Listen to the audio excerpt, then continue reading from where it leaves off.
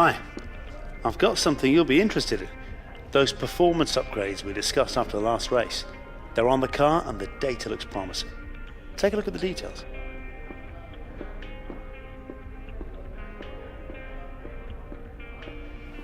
Yo, what's going on guys, it is Tom and welcome back to a brand new video and episode number 8 of my F1 2016 career mode for season 2 here at Baku, part number 29 I believe. And as you can see, we're here at a very sunny Baku circuit and the start of the central part of the European season and the tasty part. And one of them tracks that it's in the middle of a series of tracks that I really like, and it's one that I personally dislike because I've got so many good tracks that I like around it, but this one's just a bit of a one-off and a track that I don't particularly enjoy. But as you can see, we're getting down to practice and just getting down to the usual bit of business now. But before we jump into the video, I want to just say a couple of things, guys. Obviously, now it is Easter holiday. This is my first video. Hopefully, I'll get this up today on time. I'm trying to get this up for a Saturday, and then also I'll have another video up tomorrow, which is the Mick Schumacher career mode, which I've already recorded, and that should be hopefully up tomorrow as well. And that should mark the string of a series of videos starting on my channel very soon. So obviously, hopefully starting from next week, I should have around 4 videos a week. And then obviously just trying to maintain that now until the summer comes is going to be my objective. But as you can see right now, focusing on practice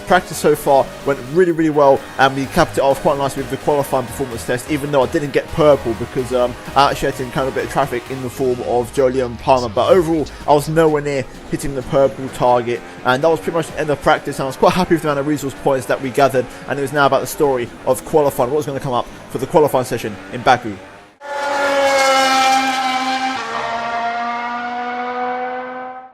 So here we are then, it's a Saturday evening here at Baku and the sun's starting to go down a little bit, and it's a beautiful evening, nice and sunny, and hopefully we can have a nice successful qualifying session. Obviously the pressure is on because we have dropped a lot of points in the last 2 races, and I believe we scored 2 fat zeros basically in the last 2 races, one by a crash and one because we got lapped. So we need a big result here this weekend, and hopefully qualifying can be the start of that resurrection of a good bit of form. And so far Q1 is underway, and we get a very successful lap in there on the super softs, getting a nice comfortable lap into the top 10, and eventually we would end the session in P12. But that would be a pretty successful Q1 session. And as we move now into Q2, as you can see, we're now finishing our lap also once again on the super soft tyre, and actually this was the best lap I've driven all weekend, and the car felt really planted, and because of it we're going to actually finish the session quite comfortably and easily get into Q3 with no major issues. And also just the lap time as a whole was quite successful, and as you can see, no real major shocks around us there in the top 10. But now moving into Q3, which is where things got interesting because the rain made its presence felt, and as you can see, it's intermediate conditions out of nowhere. There wasn't any sign of rain or any rain on the radar, and then all of a sudden in Q3 it just came down, and as you can see, it's intermediate conditions, and it's going to get wetter as the session goes on, so we need to make this lap count. So as you can see right now, into the first sector split, one of the first ones out on the track, so there's no benchmarks yet so far, but the benchmarks obviously completely gone out the window compared to the dry conditions. As we come into the second sector now, compared to our teammate Raikkonen, who's the man on pole, we're 1.1 behind, so it's not a great middle sector, but Raikkonen went out earlier than us when the track was a little bit drier. And as we come across the line, it's going to be P5 momentarily, and that's 8/10 off the pace, so the fastest final sector, so we recovered quite nicely in the end. However, we are going to end up the session in P6, as someone just improved right at the end just after, but unfortunately the track got too wet to really improve the lap time. So that was the end of the qualifying session, and P6 is where we're going to be starting the European Grand Prix from. So without further ado, let's jump into the race.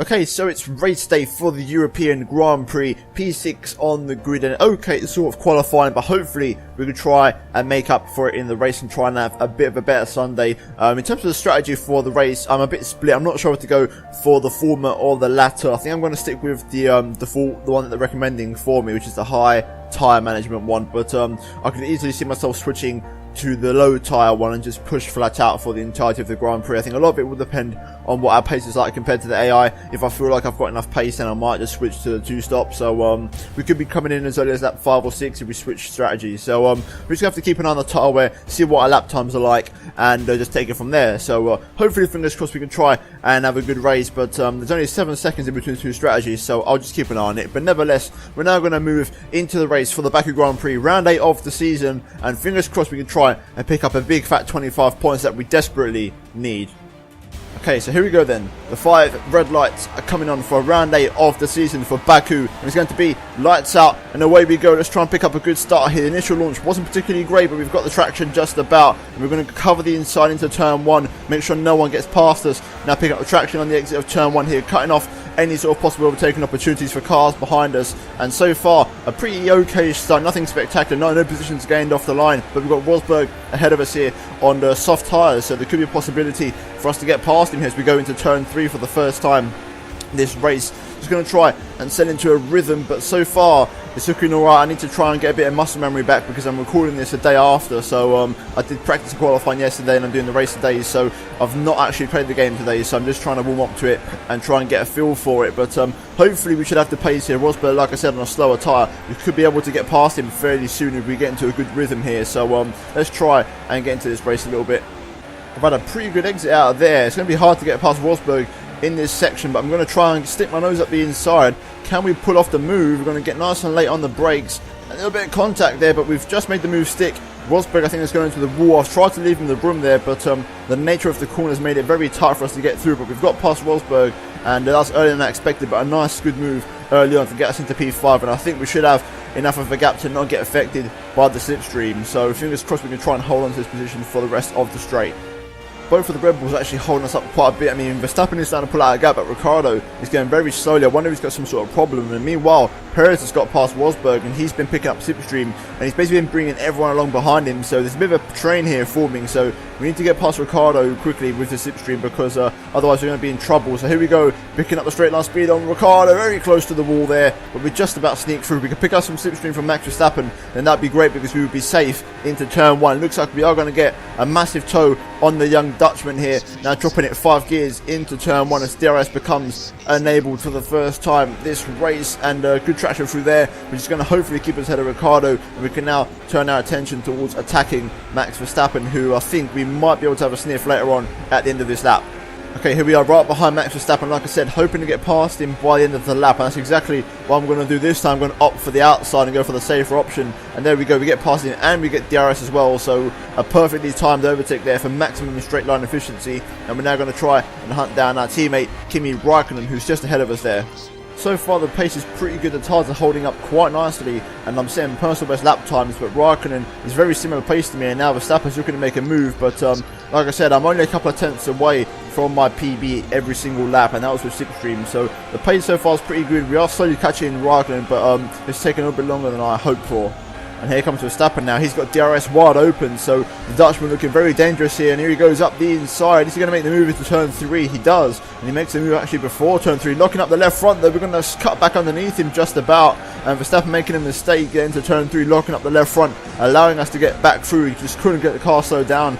Obviously outbraking himself because of the DRS. So we retake P3 for now. But it looks like our progress on Kimi could be severely halted or hampered because now Verstappen is coming into this race. And meanwhile, Raikkonen now really stepping up the pace and turning the pressure on and really starting to pressure Lewis Hamilton into possibly a mistake up front. Here comes Max Verstappen. He's got a massive amount of slipstream here. He's now going to open up DRS any second, but the question is, will he come into the pit lane? And it looks like he is. He's veering off to the left hand side, and yes he does. So Verstappen, and also looks like Lewis Hamilton on a 2-stop strategy by the look of it. So me and Raikkonen stay out. Will Raikkonen pit? I don't know, but now Bottas is out of the race, so the race is starting to kick off now. We've got Williams out of the race here at Baku. Will it trigger any sort of safety car or virtual safety car? I'll have to wait and see, but Bottas has slowed right down on the pit straight by the look of it, so that could be very dangerous. But so far a 1-2 for Ferrari. The team are asking me to pit. The question is, will I pit at the end of this lap? I don't think I will. I'm going to try and stretch it out because my tyres are holding up okay, but will Raikkonen go on a 2-stop or a 1-stop? That's the question.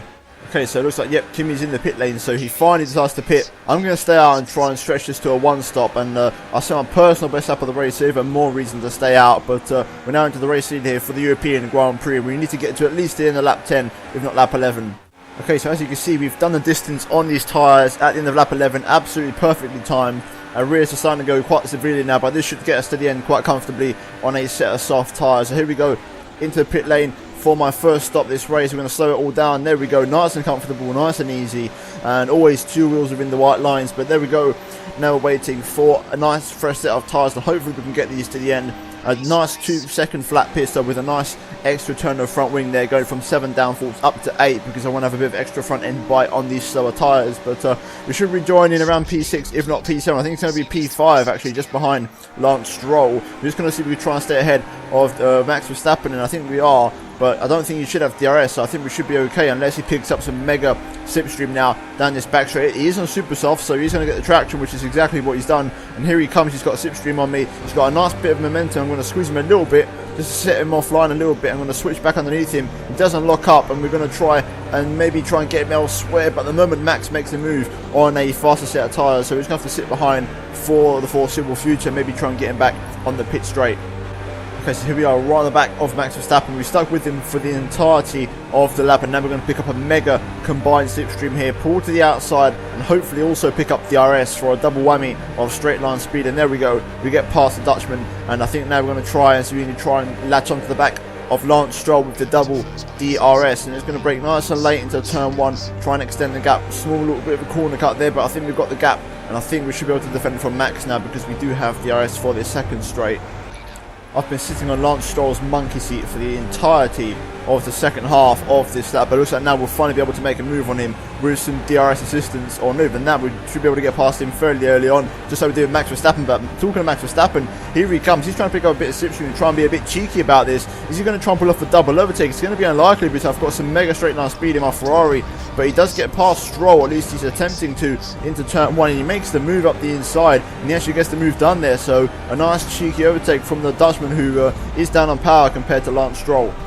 Okay, so Carlos Sainz peels off into the pit lane after doing the entire race on those soft tyres, and we set a personal best lap of the race, so things are looking good for us. Kimi is on the medium tyres, and there he is, just there, so we are catching him. The question is, I'm expecting Lewis to pit one more time this race, but if he doesn't, then he's in a good position, but I don't know what tyre he's on. I think if he goes to the end, he must be in a medium tyre, because he pit very early this race, but if he isn't, then he must be pitting now very soon. Okay, so Lewis Hamilton has pit from the lead of the race, so he was on a soft tyre by the look of it, and now it's a question of what tyre he's going to go on. It's going to be the super soft tyre, so Hamilton going aggressive, and he's going for outright pace in his final stint. He's just going to try and hammer that Mercedes car to the finish, and I'll see how far he can get it up into the top 5. So now it's going to be a question of me versus Kimi, I believe, because he's on the medium tyres going to the end, and he is, I believe, the championship leader, if not second place, just behind Ricciardo. So it's going to be a battle here between the two Ferrari teammates. I have to say, Kimi's pace is very good on that tyre, and he's still got a lot of pace in reserve, and I'm struggling, but the gap isn't coming down that much. I have a little bit of rich mix in reserve, and I'm just trying to time it, so when I'm like 2 seconds behind Kimi, I want to unleash all of that rich mix and try and get within the DRS, so then I can at least latch onto him and try and basically keep with him and then slowly reel him in. So I'm just trying to time it perfectly, because I've only got one chance at this rich mixture sort of base charged lap, so to speak, so I need to just time this perfectly, but the gap is underneath 3 seconds, 2.5 more or less now. Nico Hulkenberg out of the Grand Prix. Will that trigger a virtual safety car?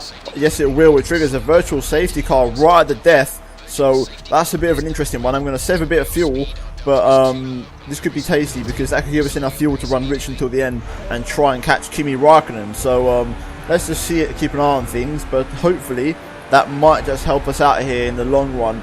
I'm just going to try and keep my tyres in check here, so they're not too bad, 36% on the rears, but the rears are stepping out quite a lot through the corners. But no pit stop now, we're going to go to the end obviously, but it's a question of trying to save the right amount of fuel and try and get past Kimi Räikkönen.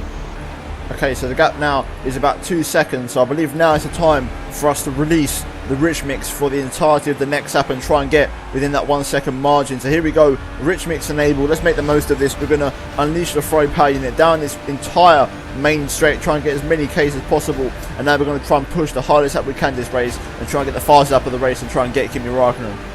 Okay, so I've still got enough rich mix for at least another, not a whole lap, but maybe the half of next lap. But the gap is just outside of a second now as we go with 2 laps to go. 1.4 across the line. So here we go, we are getting close enough. This could be the chance. We need rich mix for the next lap and a half, and we could get Kimi Räikkönen here. I'm just outside of a second from Kimi Raikkonen, and I've pretty much run out of rich mix here, so this is going to come down to the last lap of the race. But look at this, I'm literally on the limit when it comes to fuel. I'm going to have to knock it down to standard for the last lap of the race, but the gap is 1.2 now across the line, so this is going to be a tense final lap here. I'm pushing so hard, I'm on the limit of the pace. I think I'm within DRS now, but my problem is the fuel. I'm not sure I've got enough left in the tank. A purple middle sector in terms of the fastest second sector of the race, but now I'm not sure I've got enough fuel left to get to the end. In terms, if I hit the limiter, I think I could be near danger zone. I've got 0.1 left of fuel. This is going to be so close, but now we're going to get DRS on Kimi Raikkonen as we come across the line. We're going to hit the limiter now, 0.03 for fuel, and now we're going to get Kimi across the line. We're going to go for it. Yes, we are. We're going to win the race. Oh no, did we get it? We lagged across the line. Did we get it? No, we didn't. Second place. I could have sworn we had it. My game lagged across the line, and I feel that knocked Kimi back in front.